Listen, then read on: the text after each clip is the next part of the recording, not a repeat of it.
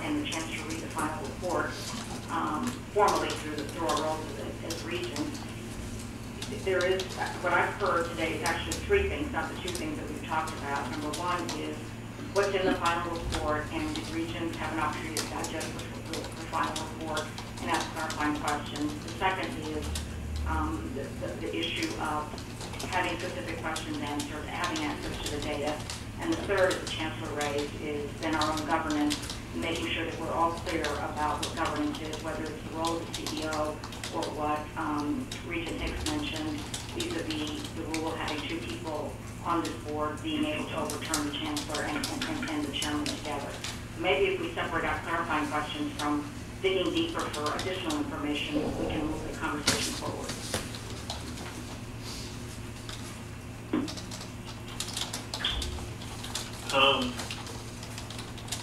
Okay.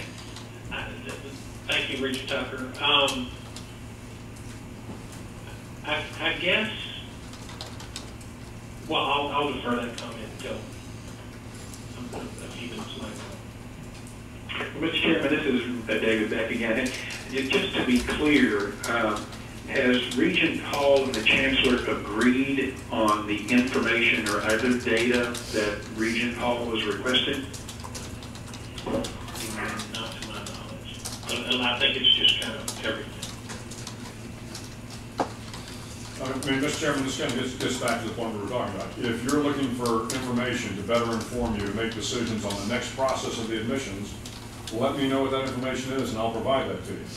If you want to reopen all the information that we got from the Kroll Report and take a look at all of that data, I'm not inclined to go there. The report has been issued, and I have, again, in my role, adjudicated that.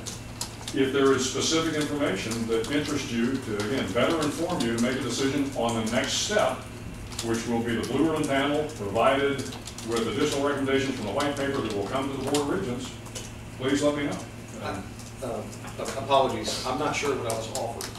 I thought I was offered the opportunity to go and review all the documents associated with Kroll at your office. What I'd like to know, though, is tell me what you need, what documents you need, why you need them. I mean, this is an important piece of this. I don't know what documents exist, therefore I can't identify them. That's the challenge. But, so explain to me what your need, I mean, what is the need, Regent Hall? The need for the vast amount of information or the need to understand something? You talked about understanding, you know, how many students came in, which students were allowed in. If you will, that's what your need is. You want to understand that. Tell me what that is.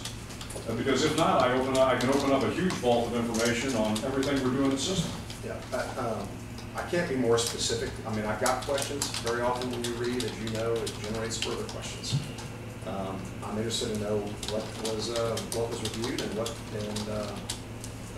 and we'll pop further questions, and you know what, maybe it won't. But it's impossible. It's impossible to say in advance what research I need to understand, or any other region for that. I mean, so I'm not. If I'm not being offered the full, file, if you will. I need to know that, because I'm asking for is the full file of information that was gathered with my request. If you don't support that, I understand that. I guess that's why part of why we're here. Mr. Chairman, Jeff Goldbrand, just a couple. I've got 2 or 3 points, and then I'll get off. But one, I think it speaks to a broader issue. I mean, the fact that one region now we've got 9 regions on the phone, and it's this 2 versus 7 issue. I mean, in my mind, that's a broader issue. It's bad governance, and from my opinion, we need to fix that. I mean, if the majority of the board agrees on a particular item, that is face-to-face interviews, in-depth investigations, then I think the majority of the board should rule. And so I would certainly look to some change in governance structure. Second issue is confidentiality. As a board, we've demonstrated our inability to keep anything confidential. And so the allowance of one region to look at internal documents, internal interviews with particular employees that were reluctant to come forward from the start. I think that data ultimately gets out into the press, and I would not allow that. Three, Mr. Chairman, your comments are right on. You're the CEO of the organization. You've got my full faith and confidence. And if you make the decision that after the Kroll investigation completion, you've created a blue ribbon panel to take substantive steps on fixing the particular issues, that's good enough for me. And so I think if we are going to second guess the chairman's or the chancellor's decision on every opinion that's made by him, we do need to review our relationship with him and how that looks going forward. So, thank you. Yeah. Thank you, Regent O'Brien. One comment I'll make also is that the Kroll Report was issued to the chancellor, not to the board. And to his point, he adjudicated that report as our CEO. It wasn't a report to the board, and it wasn't Regent Tucker. There really wasn't a situation where the board had an opportunity to ask questions and to clarify points of the report, because the report wasn't to us, and it wasn't commissioned by us. It was, oh, thank you. I did not know that. I didn't know that. Thank you. And I think you're welcome. But I think that's one of the frustrations that the chancellor has, is that he feels like that process has taken place and has been done adequately. And Wynn's board can, I guess, decide whether he's doing his job well or not. But if we think he has, then I don't know that there's a further duty to continue to ask questions.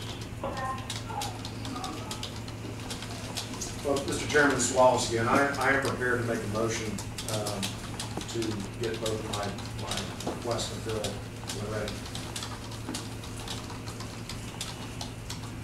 Mr. Chairman, didn't you rule that one of the requests was not applicable to the rule that's called the meeting?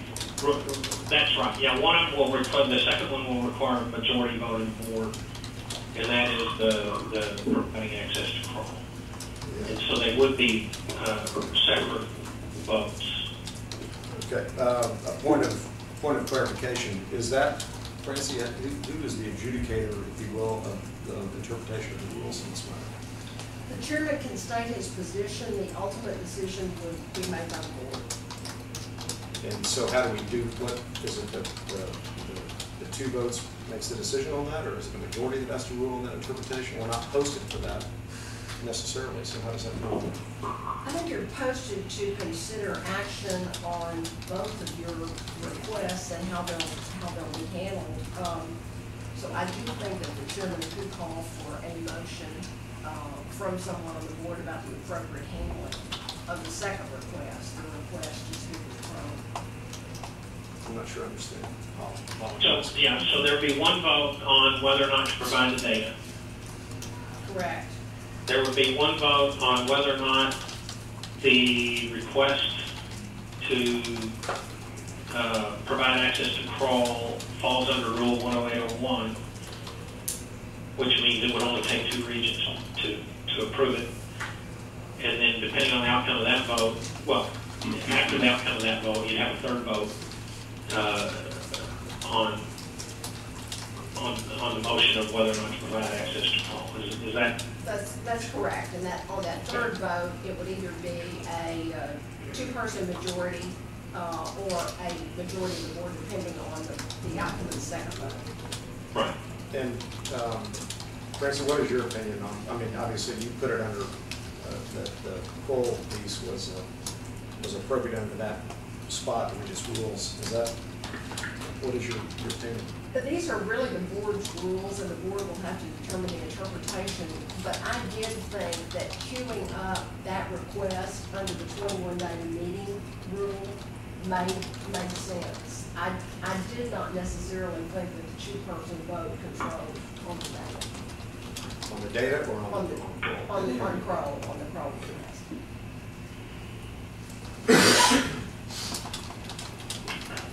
So I'm prepared to make a motion on the first piece, which is the data that I've requested. If you'll call on me. Okay. Could I just ask a question, to be Cranford again? Yes. Chairman Foster, I got the impression that you were supportive of giving Regent access to the data, as opposed to the Kroll in the system offices, as opposed to access directly to Kroll. I am supportive of providing in the system offices. I'm not supportive of making copies and distributing it outside the system. So if that's the case, Regent Hall, is there a need for that data vote, or is there adequate consensus here to avoid that? Well, as long as the chancellor is in agreement that I'm going to get all the Kroll data. If not, we'll need to have a vote. I think I'm hearing the suggestions now that you get access to the data in system offices. Correct. But you know, if the chancellor doesn't want to do that, we need to have a vote, I think, is where we are. Yeah, Mr. Chairman, again, my concern is that, again, what is the end game for the information? Providing the data, the information to Regent Hall, we can certainly do that. We have the means to do that. My concern is that, again, it is about the Kroll Report. It's not about information. I can provide you information on a whole lot of things. It is about information that resides as an aspect of the Kroll Report. And I get back to, and I think Regent Hildebrand outlined it very nicely, my concern is, as the chancellor, I've adjudicated the Kroll Report. And I've made my position known on the Kroll Report. So having you look at more information of the Kroll Report means that you're seeking information about the Kroll Report. Not information about admissions at the University of Texas specifically, but about information that was gathered as part of the Kroll Report. So, Chairman, I will defer to you, and I am prepared to sit down in my office and provide Regent Hall the information if you think that is the best tack to take. But I am concerned about the broader issue here, which is this really, this seeking information to me is a further inquiry into the Kroll Report, and I think that is not consistent with my understanding of how the governance worked and what my role was as chancellor. Because again, I have adjudicated that. If there is specific information Regent Hall wants on general admissions, on how admissions is done, more than happy to provide that. But again, Chancellor, back to the earlier point, I'll defer to you if you want to, Chairman, if you want to have me sit down with Regent Hall, I'm happy to do that. I think that's the best compromise, and the reason why is I agree with you that the request is too broad. We don't need to provide all that new data, but it's better than making copies of it and having to get outside the system. And so, to me, it's a good compromise that gives Regent Hall, I believe, what he wants, and it also gives us a little bit of comfort in knowing that we've got a close hold on documents. Yep. So, Regent Hall, if you're in agreement with that, then I think we can forego the vote on the data. I am. Okay.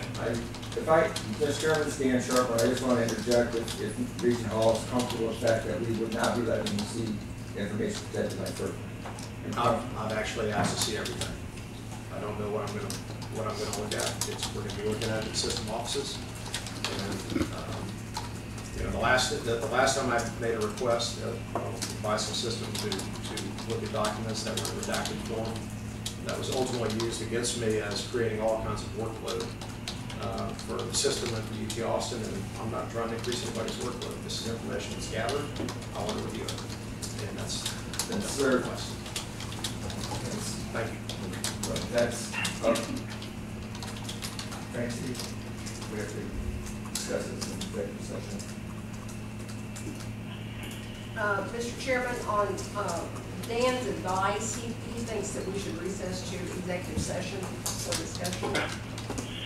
I will now recess the board to executive session in accordance with sections 551.071 and 551.074 of the Texas Government Code. For the record, the date is April 8th, and the time is 3:54 p.m.